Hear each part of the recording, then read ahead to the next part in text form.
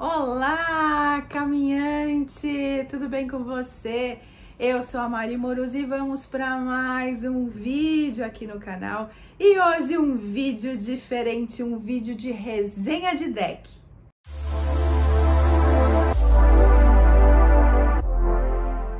Antes de mais nada, não se esqueça de se inscrever aqui no canal, já deixe o seu like, compartilhe esse vídeo, ative o sininho, faz as interações necessárias para você não perder nada aqui do canal. Na resenha de hoje vamos falar deste deck incrível, o Tarô da Bruxa Verde.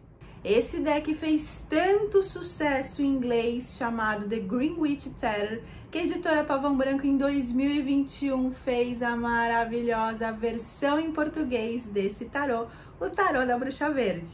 O Tarô da Bruxa Verde traz em suas cartas a magia da terra, dos elementos, dos elementais, da deusa e do deus.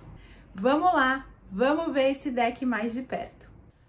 Vamos começar vendo a caixa, tudo que vem nela. E para você já ter ideia, muitas vezes você nunca comprou um tarô. Então, para você saber, a maioria das caixas não são desse tamanho. Vou pegar um tamanho padrão. Normalmente vem nessa caixinha pequenininha, com livretinho. E o Tarô da Bruxa Verde vem nessa caixona, tá? Então, é uma caixona dura. Aqui a gente tem um ímã. Abrindo esse livro maravilhoso, vamos falar dele bastante. O deck vem nesse saquinho, você tira por aqui. E vamos olhar mais adentro. Já vai olhar a carta ainda, mas para você ver o verso. Então, é uma carta também, para você ter ideia. Ela é mais ou menos o tamanho, né, do tarô normal. Tem decks maiores, mais compridos, mais largos. Mas para mim, ainda mais para minha mãozinha, é um tamanho maravilhoso. Vamos falar um pouco do livrão que acompanha esse deck. Se você já conhece um pouco de tarô, se você já tem alguns tarôs, você sabe que não é normal vir. O normal é vir um livretinho ou um livrinho pequenininho. E esse aqui, de fato, é um livrão que acompanha este deck. Não só muito bem informativo, mas ele tem imagens das cartas e são imagens coloridas, que isso também não é muito comum de se ver, ainda mais com um livro em português, tá? Então, além, Pavão Branco maravilhosa, além do tarô em si, da explicação, esse livro, ele vem falando uma breve história do tarô, ele fala do tema, então é um livro que não só fala das cartas, mas é um tarô temático, é o Tarô da Bruxa Verde, ele fala da bruxaria verde no tarô. Então não é só jogadas informações do que é a carta do louco, do que é a carta do mago, mas sim no contexto da bruxa verde. Então, isso que também é muito bacana. Muitos tarôs temáticos vêm com livreto explicando o significado basiquinho de cada carta e você que se vire para entender o porquê daquelas informações, porquê daqueles simbolismos e por aí vai. Então, ele vai explicando todos os arcanos maiores, passa para os arcanos menores e tem mais informações sobre bruxaria. Se você gosta desse tema, se você é uma bruxona, você vai amar esse tarô. Vamos para mais uma parte ótima desse tarô. Vamos para os arcanos maiores. Então, a gente tem a carta, esse aqui é o louco, a gente vai fazer a relação dos arcanos maiores com o Rider-Waite-Smith para você ter mais base de como são as cartas. Só que o que eu falo que esse tarô é maravilhoso, ele além de vir a carta aqui, ele explica por quê. Então você vai ver que é muito diferente o louco do Homem Verde. Mas ele fala o porquê, qual que é o significado, o que significa o Homem Verde, por que o Homem Verde está representando o louco, né? Qual que é a explicação disso, puxado para a bruxaria, para a bruxa verde, dá o significado essencial do louco ainda tem o significado, invertida, palavra-chave e um espaço para você anotar. Então, para estudo também é muito bom se você tem outros termos para chamar as cartas, se você tem mais informações, você pode usar o livro para escrever também. Nessa resenha eu vou mostrar para você a comparação dos arcanos maiores do Rider-Waite-Smith com o tarô da Bruxa Verde, tá? E aí eu vou te mostrar como que você vai estudar esse tarô, porque além de saber o significado das cartas, se você já sabe o significado do tarô, tranquilamente você vai usar esse tarô. Agora, se não, se você é iniciante, pode ser que você tenha algum tipo de confusão, porque o nome dos arcanos maiores, principalmente dos arcanos maiores, são todos diferentes, ou pelo menos a grande maioria é diferente do tradicional. E algumas imagens são diferentes, outras são muito similares. Então, você está vendo aqui o louco, o arcano 0. Então, aqui a gente tem Rider-Waite-Smith e o tarô da Bruxa Verde. Então, o 0 é chamado, ao invés de o louco, o Homem Verde. E você vê que está diferente, tirando aqui que a gente tem uma roupinha verde do louco, a imagem é bem diferente. Aqui a gente tem o louco, o cachorrinho, em cima de um precipício, o sol, e ele aí segurando tanto a trouxinha dele quanto a flor, e olhando para cima, pensando na vida, pronto para iniciar uma jornada. De repente você tem no tarô da Bruxa Verde o Homem Verde, onde o Homem Verde é esse aqui, essa folhagem com o rosto, e pessoas aqui, um também com roupa de folhagem, tem um cachorrinho, mas tem uma paisagem onde as pessoas estão tocando instrumentos, estão dançando, também está um dia mais claro, embora aqui você tenha nuvens e um azul, aqui você tem um amarelo, mas às vezes, para você que é iniciante, isso aqui fica meio complicado para entender, seja se você busca informações em cursos que não abordam o tarô da Bruxa Verde. No meu curso eu abordo, não todas as cartas, mas eu trago referências, eu mostro sobre as cartas para você entender a essência do tarô em qualquer tarô, independente de você usar tarô XYZ, você aprende o tarô de qualquer jeito, mas o que normalmente não acontece, tirei a marcação, mas ainda bem que está aparecendo aqui.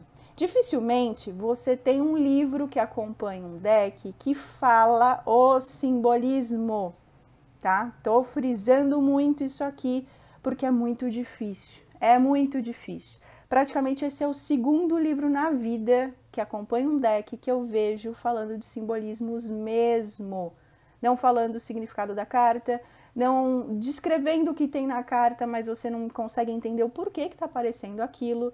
E aí eu grifei algumas coisas, tá? Aqui ele fala que o Homem Verde, que ele explica o simbolismo. Então, é um despertar da terra quando a vegetação começa a germinar, as primeiras flores despontam através do solo árido. Mas aqui, o Homem Verde está relacionado ao Sabá de Ostara, o equinócio de primavera, quando a energia e o entusiasmo do Deus dão início a coisas novas, novos começos. Entende? Aqui chegamos exatamente explicando o que é o louco, novos começos, aventura e crescimento. Então ele mostra por que o Homem Verde foi escolhido para representar o louco, isso é em todas as cartas. Então você, mesmo que você não seja iniciante, mas você quer entender o significado do porquê está usando simbolismos, figuras nessa carta diferente do tradicional, vá no livro, que esse livro é riquíssimo, tá? Vou mostrar, então, arcanos maiores carta a carta. Então, a gente tem Homem Verde com o louco do Rider-Waite. O mago é chamado, no tarô da Bruxa Verde, de a bruxa. E aí você vê que é parecido, tem aqui os símbolos, os naipes, né, na mesa do mago. Aqui também tem a mesa da bruxa, ela já está fazendo sua poção, sua magia. A Grã Sacerdotisa, diferente no sentido ela não está sentada aqui, ela não tem as duas colunas tradicionais, ela está muito mais ativa, mas ela está na noite, tem a lua aqui, tem a coloração mais para um azul, né? Aquela coisa um pouco mais interna, mais emocional da grã sacerdotisa. Maravilhosa imperatriz, e aqui perfeita, né? Aqui dá para você ver bastante a representação. Ela tá gravidíssima, ela tem vários símbolos de fertilidade, de prosperidade. Então o trigo que tem aqui também tem aqui. E aí ela tá representada pela cultura aí, né, da bruxaria. Então vai ser com os simbolismos, principalmente da bruxa verde, onde pega muita natureza, as ervas, né, as estações, como a gente já falou. O imperador, e aqui eu nem falei, né? A imperatriz, ela chama a mãe terra no tarô da bruxa verde. E aqui a gente tem o deus, a representação ali era a deusa e aqui a representação do deus. O imperador, o deus cornífero. O hierofante é chamado de o sacerdote, e aí também ele tem até uma, né?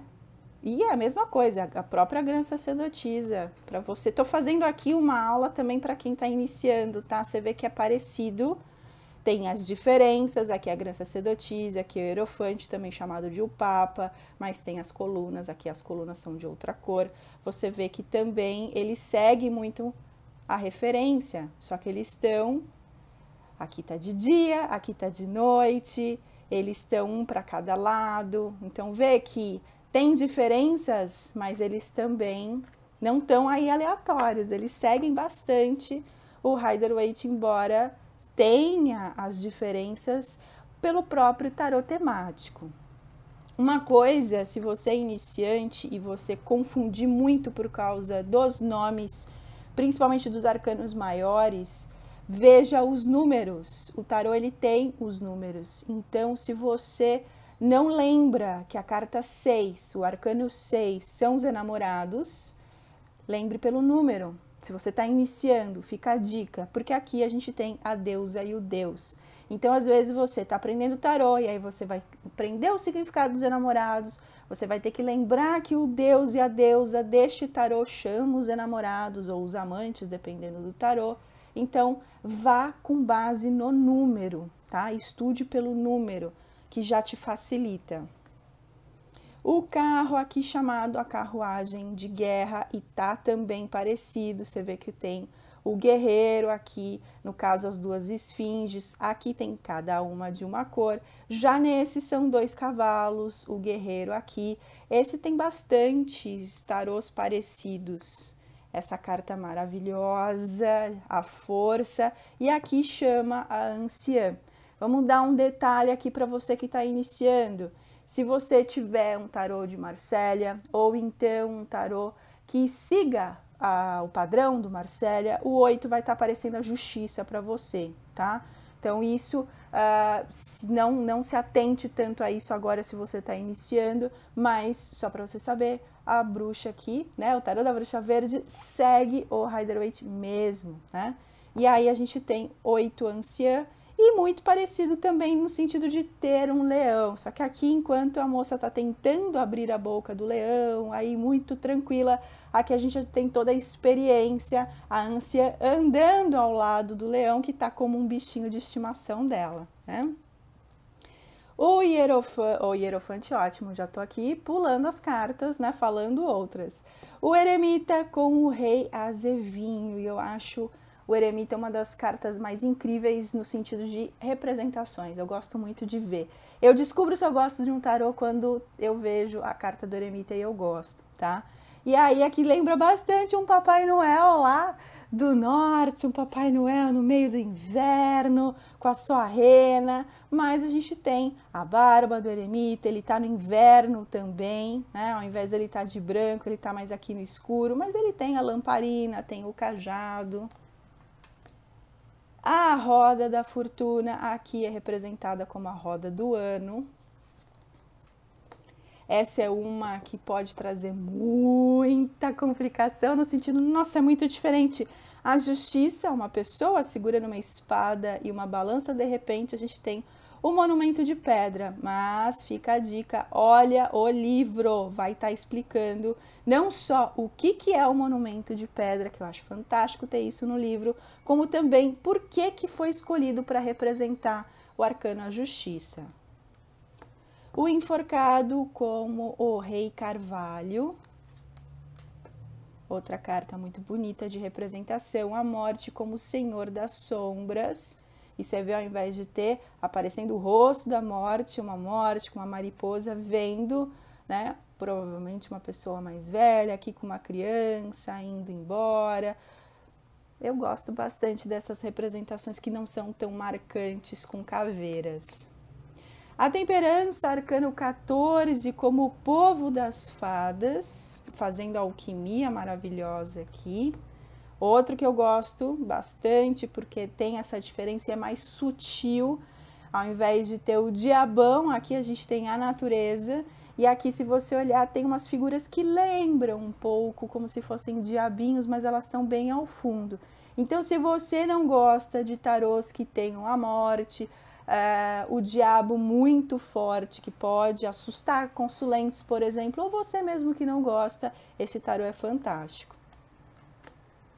A torre como a caçada selvagem, a estrela, e essa é uma que chama igual, a estrela. Outra, né? Algumas, pouquíssimas, a lua também, aqui linda, lindíssima e de um pouco diferente, né? Normalmente hoje a gente só tem uma lua ou essa representação clássica, e aí sempre vai ter, de alguma forma, a bruxa.